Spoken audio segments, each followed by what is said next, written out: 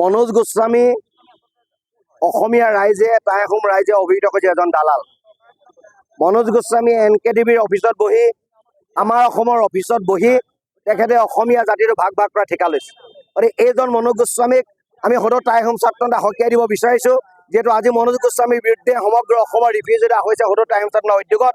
আৰু অহা কালিলৈ শিৱসাগৰত এখন যৌথ সভা হ'ব সমগ্ৰ টাই আহোম জনগোষ্ঠীৰ সংগঠনবিলাকক লৈ।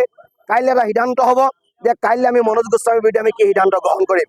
আমি ৰেলপথ অৱৰোধ কৰিম, আমি ৰাষ্ট্ৰীয় ঘাইপথ অৱৰোধ কৰিম, ONGC বন্ধ দিম, অল ইণ্ডিয়া বন্ধ দিম, আনে নালাগে অসম বন্ধতে কাৰ্যসূচী ল'বলৈ আমি বাধ্য হ'ম। কাৰণ এইকাৰণে বাধ্য হ'ম যিহেতু আমি কেছ দিয়াৰ পাছতো দিছপুৰ থানাত কেছ দিয়াৰ পাছতো এতিয়ালৈকে মনোজ গোস্বামীৰ বিৰুদ্ধে কোনো ধৰণৰ কাৰ্যপন্থা অসম চৰকাৰে লোৱা আমি নেদেখিলোঁ। অসমৰ যিজন মুখ্যমন্ত্ৰী তেখেতৰ ওপৰত আমাৰ বিশ্বাস আছে, আস্থা আছে, তেখেতক দক্ষ বুলি কয়, তেখেতে চতুৰ ৰাজনৈতিকবিদ বুলি কয়।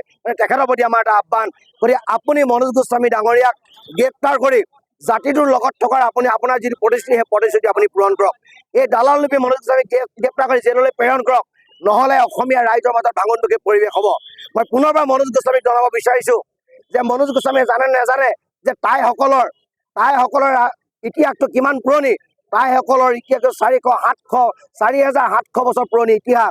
যীশু খ্ৰীষ্টৰ জন্ম 2700 বছৰ আগৰ পৰা টাইসকলে নিজৰ হিষ্ট্ৰী লিখিছে। এই হিষ্ট্ৰী লিখাটো এটা জাতিৰ কাৰণে পাপ হ'ব নোৱাৰে।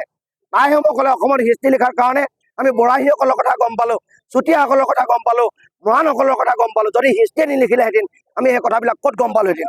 গতিকে মই পুনৰবাৰ আপোনালোকৰ মাধ্যমে সকীয়াই দিব বিচাৰিছোঁ, যদি মনোজ গোস্বামীক গ্ৰেপ্তাৰ কৰা নহয় অহা কালিলৈ শিৱসাগৰত এখন যৌথ মঞ্চ আমাৰ সভা হ'ব আহোম জনগোষ্ঠীৰ। গতিকে সেইদিনাখন কাইলৈ সিদ্ধান্ত হ'ব যে অনাগত পৰ্যায়ত আমি কি বিহিত ব্যৱস্থা গ্ৰহণ